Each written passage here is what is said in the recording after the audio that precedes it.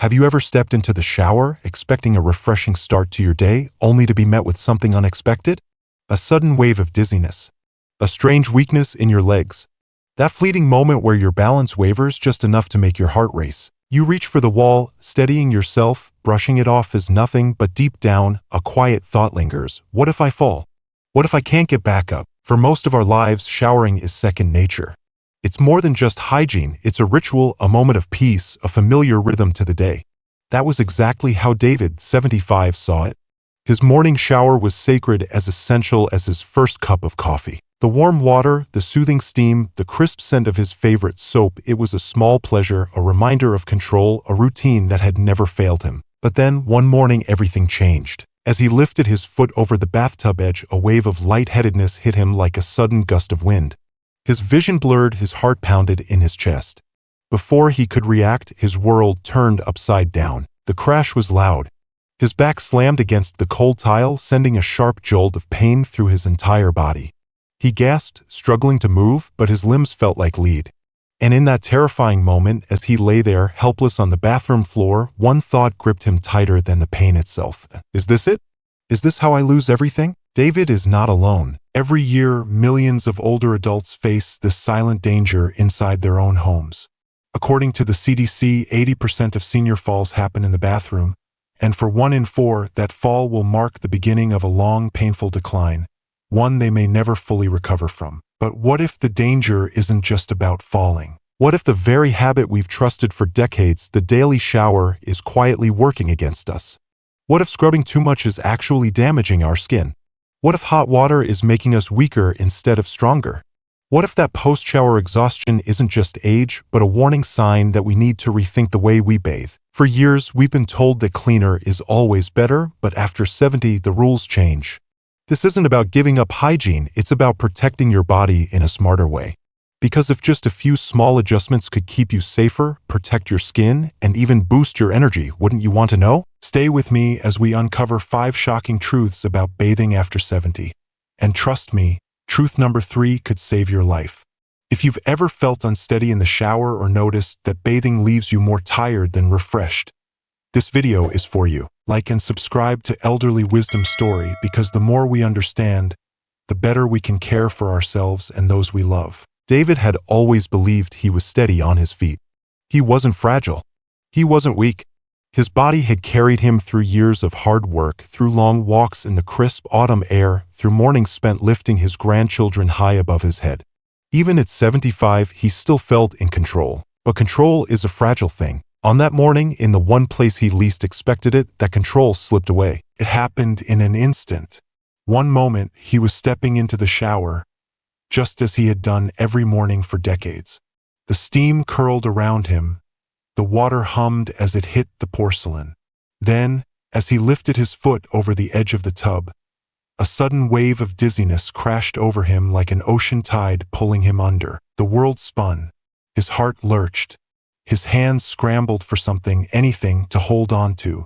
But there was nothing. Only air, only panic, only the helpless feeling of his body giving in to gravity. The fall was fast, but the pain was slow. His back slammed against the cold tile like a tree snapping in a storm. His hip, his shoulder, his ribs, each one protested in agony. His breath came in ragged gasps, his limbs felt disconnected as if they no longer belonged to him. And as he lay there, staring up at the ceiling, one terrifying thought gripped him like a fist around his throat. What if no one finds me? The minutes stretched endlessly. The bathroom, once a place of comfort, now felt like a prison. The water still ran, mocking him with its steady rhythm. The world had not stopped, but for David, everything had changed. And he wasn't alone. John, his best friend for over 40 years, had once told him half-jokingly that getting older was just a game of avoiding disaster. But when John fell in his bathtub last winter, it was no joke. A single misstep, a wet tile, and suddenly, his world was reduced to hospital beds and physical therapy. A broken hip, 2 months of struggling to walk again, a cane he never wanted but now couldn't live without. It's easy to believe that these things happen to other people until they happen to you. According to the CDC, over 80% of senior falls happen in the bathroom. It is, statistically, the most dangerous place in the house. But statistics don't capture the real cost. A fall doesn't just bruise the body, it steals independence, shatters confidence, rewrites lives. 1 in 4 seniors who fall never fully recovers. For some, that means the end of driving, the loss of freedom, the quiet grief of realizing that life will never quite be the same. David had always believed that strength was about standing tall. But that day, lying on the floor of his own bathroom, he realized that true strength is knowing when to change, when to adapt, when to protect yourself before it's too late. So he made changes. Small ones at first. A grab bar in the shower, just a precaution, he told himself. A non-slip mat, no harm in that. A shower chair. Something I'll never use, he had once thought. But now he understood. And the biggest change of all? He stopped showering every day, because no amount of soap is worth the risk of another fall. John did the same. They joked about it over coffee, about how they never thought they'd be the kind of men who planned their showers like a strategy game. But beneath the laughter was something unspoken, a quiet relief, a shared understanding that aging isn't about giving up. It's about holding on for as long as you can in the smartest way possible. David never fell again, and because of that he never had to wonder what if again. David never thought much about his skin. It had always been strong, resilient, a silent protector that asked for nothing in return. But after his fall, something felt different. At first, it was just an itch, small, insignificant. Then it spread. His arms, his legs, his back, a relentless, crawling sensation that never seemed to end. He scratched absent-mindedly, but the relief was fleeting, like trying to catch a wisp of smoke. By nightfall, his skin burned with irritation, stretched too tight, flaking like dry autumn leaves. He dismissed it. Maybe the winter air. Maybe the soap. But each morning after stepping out of the shower, it only got worse. The warm water that once felt soothing now left his skin raw, stripped, like an old leather book worn thin from years of handling. Even getting dressed became uncomfortable. The fabric of his shirt dragged against his arms, catching on patches of skin that had turned rough and red. One evening, as he sat rubbing lotion over his aching hands, he wondered, why does it feel like my own body is betraying me? The answer came in a doctor's office with a sentence that felt absurd. You're showering too much. David frowned. Too much? He had bathed every day for 75 years. It was a habit as natural as breathing. How could something so essential suddenly be a mistake? But the truth was simple. His skin wasn't what it used to be. The oils that once kept it soft, protected it from cracks, helped it heal overnight, they were fading just like everything else that time had touched. And every time he stepped into that steaming shower, every time he lathered up with soap, he was washing away what little protection he had left. It wasn't just dryness anymore. It was damage. The hot water, the scrubbing, the soap, they weren't cleaning him, they were weakening him. The tiny cracks on his hands weren't just uncomfortable, they were open doors. Bacteria, infections. They only needed the smallest invitation. He had never thought of skin as something fragile, something that could fail him. But the doctor's words were clear. Older adults who bathe too often suffer more from eczema, dermatitis, infections that can turn into something far worse. The studies all pointed to the same conclusion. After 70, 2 to 3 showers a week is enough. More than that, and he was only making things harder for himself. That night, he sat at the edge of his bed, staring at the bathroom across the hall. For the first time in his life, it no longer looked like a place of renewal, it looked like a place that had been quietly stealing something from him. So he made a decision. Lukewarm water instead of scalding heat. Soap that was gentle, free of the chemicals that had no business being on his skin. And the simplest, hardest change of all, stepping into that shower less often. At first, it felt strange, like breaking a rule that had been written into his bones. But as the days passed, something remarkable happened. The itching faded. The redness softened. His skin no longer felt like it was crying out for help. For years, he had believed that more washing meant better hygiene. But now he understood. It wasn't about bathing less. It was about bathing smarter. And for the first time in a long time, his body felt like it was finally healing. David had always thought of a shower as something that washed away the day, a way to feel fresh, clean, protected.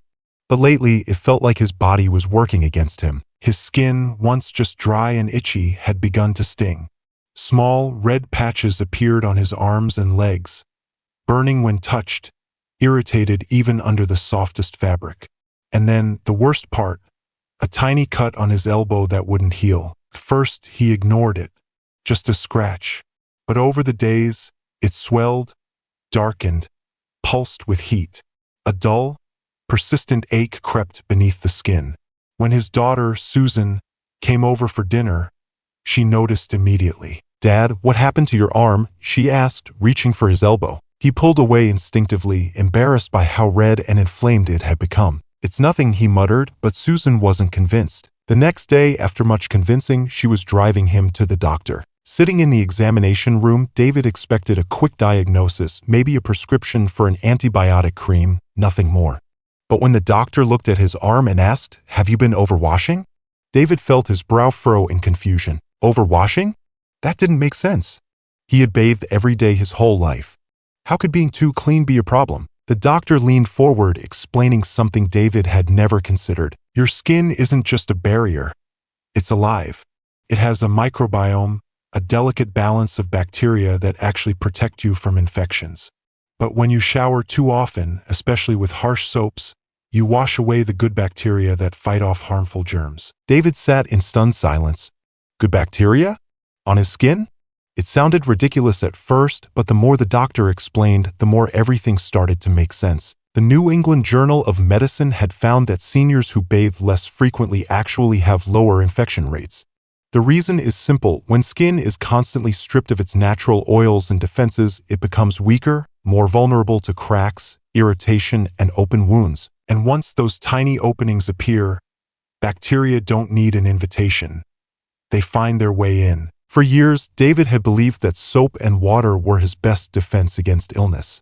But now he saw the irony. He had been making himself more vulnerable, not less. That night, as he sat at the kitchen table, Susan's voice broke the silence. "So, what do you think?" she asked gently. David exhaled slowly, staring down at his hands.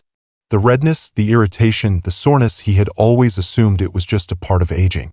But now he realized it was something else entirely. "I think I've been doing this all wrong." Susan smiled, a mixture of relief and understanding. "Well, the good news is we can fix that." And so he did. David decided to cut back on full-body showers, limiting them to just 2 or 3 times a week. Instead of scrubbing himself down daily, he used a damp cloth to freshen up, focusing on key areas like his underarms, groin, and feet. He switched out his old soap for a mild, pH-balanced cleanser, one that wouldn't strip his skin of the protection it so desperately needed. At first, it felt strange, like breaking a rule he had followed his whole life. But something remarkable happened. The redness faded. The irritation calmed. The small wound on his elbow? It finally healed. For decades, David had scrubbed and scrubbed, believing he was keeping himself safe. Now, he understood that true protection didn't come from washing more. It came from washing smarter. For the first time in a long time, his skin felt like it was working with him instead of against him. David had expected the worst. Cutting back on daily showers felt unnatural, almost like breaking an unspoken rule of adulthood. He had spent his whole life believing that cleanliness meant scrubbing from head to toe every single day. Without that routine, he assumed he'd start to feel grimy, unkempt, maybe even smell bad. But as the days passed, something strange happened. He didn't smell. At first, he thought it was just luck. But after a week, then 2, he realized something profound. His body knew how to take care of itself. It seemed impossible. Hadn't he spent his whole life being told that dirt and sweat needed to be washed away immediately? That without soap and hot water, he'd be walking around carrying layers of bacteria and odor? But as it turned out, everything he thought he knew about hygiene was wrong. One afternoon, while sitting on his porch with a book in one hand and a glass of iced tea in the other, he decided to do some research. If he was going to change a habit he had followed for 75 years, he wanted to understand why. What he found shocked him. The skin isn't just a surface. It's an ecosystem. Covered in millions of beneficial bacteria, it has a natural ability to regulate itself, producing oils that keep it hydrated and forming an invisible shield against harmful germs. Sweat, which David had always assumed was the root of body odor, was actually odorless. The real culprit? Bacteria breaking sweat down into compounds that cause unpleasant smells. And the more people overwashed, the worse that odor could become. It was a vicious cycle. Strip the skin of its natural defenses, and it overcompensates. Remove too much oil, and the body produces even more. Kill off too many good bacteria, and the bad ones take over. The more David read, the more everything started to make sense. For centuries, humans had survived without daily showers. Before indoor plumbing, before endless aisles of body washes and deodorants, people bathed far less frequently. And yet, they didn't walk around in a permanent state of filth. The body had evolved to maintain its own balance. For years, he had been unknowingly fighting against it. That evening, Susan stopped by with groceries, greeting him with a quick hug. As she set the bags down, she gave him a knowing look. "So, you don't smell like a caveman." "I'm impressed," David chuckled, shaking his head. "You know what's funny? I actually feel cleaner now than when I was showering every day." Susan raised an eyebrow. David never thought twice about how a shower made him feel until one day he did. For as long as he could remember, stepping under a stream of hot water had been one of life's simple pleasures.